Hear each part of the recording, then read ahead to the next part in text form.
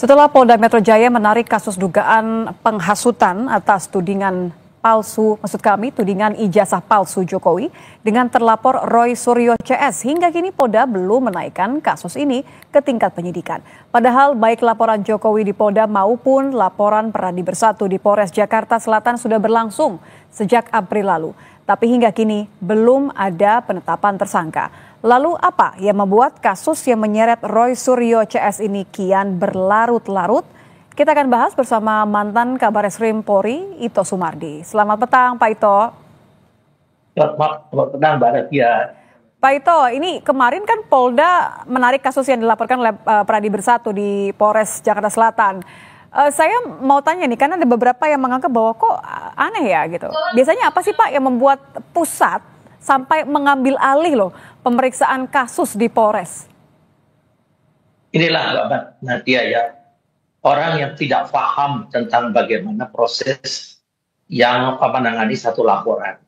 Terutama di sini kan Pak Roy Suryo itu yang membuat lama sebetulnya dia sendiri gitu kan.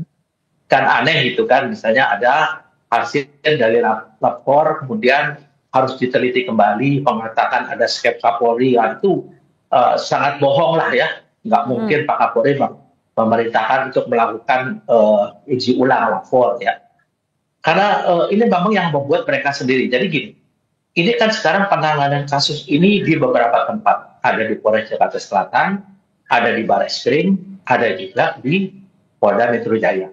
Kemudian sekarang diambil alih oleh Polda Metro Jaya. Alasannya tentu ada. Pertama adalah menggabungkan laporan dan efisiensi dalam penanganan. Nah, ini ditangani di beberapa tempat. Tapi itu bukan berarti yang ditangani di Polres Jakarta Selatan ataupun di Bareskrim itu tidak menjadi bahan. Nah, sekarang kan masih dilakukan penyelidikan ya di Polda Metro Jaya, mengumpulkan, karena di penyelidikan itu ya Mbak Nitya, itu adalah proses untuk bagaimana menemukan minimal 2 unsur pidana yang cukup untuk dinaikkan ke penyidikan.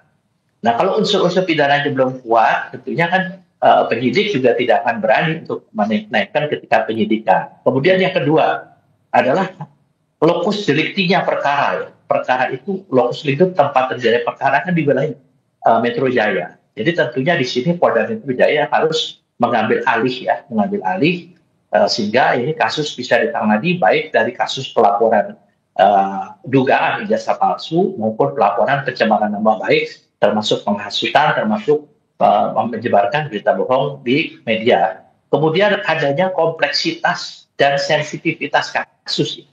Kasus ini banyak melibatkan berbagai pihak, ya, termasuk saksi dan pelapor dari berbagai kalangan, memiliki tingkat kompleksitas dan sensitivitas yang tinggi ya, karena juga menyangkut mantan kepala negara. Tentunya kita juga harus berhati-hati. Polda Metro Jaya ini dianggap memiliki sumber daya dan kapasitas serta pengalaman yang cukup memadai untuk menangani kasus-kasus besar dan strategis seperti kasus ini. Kemudian juga ada koordinasi dengan hasil penyelidikan Bareskrim. Memang hasil daripada lapor itu belum menjadi alat bukti. Yang akan diselidiki dulu kan, di sana masalah autentifikasi dan mengenai penyamaan ya, yang mungkin ini. Kemudian Bareskrim juga kan setelah melakukan penyelidikan. Nah, tentunya hasil penyelidikan Bareskrim ini akan disampaikan ke Polda Metro Jaya. Kemudian dengan demikian untuk masalah pengambilan kasus ini oleh Polda Metro Jaya didasari kepada pertimbangan efisiensi, lokus delikti, kompleksitas kasus, serta kebutuhan akan koordinasi dengan hasil penyelidikan Bareskrim. Yang mengatakan membuat lama itu kan mereka sekarang mau bikin lagi satu cerita dikaitkan dengan masalah sertifikat dan lain sebagainya. Saya sendiri kadang-kadang nggak ngerti gitu ya Mbak ya. Orang-orang ini kan tidak paham dan belum pernah jadi penyidik, tapi merasa seperti lebih pintar dari penyidik. Apalagi seperti ya katakanlah dari kelompoknya Roy Suryo ini. Jadi sangat, maaf saya potong Pak Ito, jadi karena sangat kompleks dan melibatkan seseorang yang sangat tadi ya tingkat sensitivitasnya sebagai mantan presiden begitu. Kenapa terus kesan seperti sulit pembuktian bahwa belum ada penetapan tersangka? Ya sekarang bagaimana menetapkan tersangka kalau prosesnya ini masih dalam penyelidikan?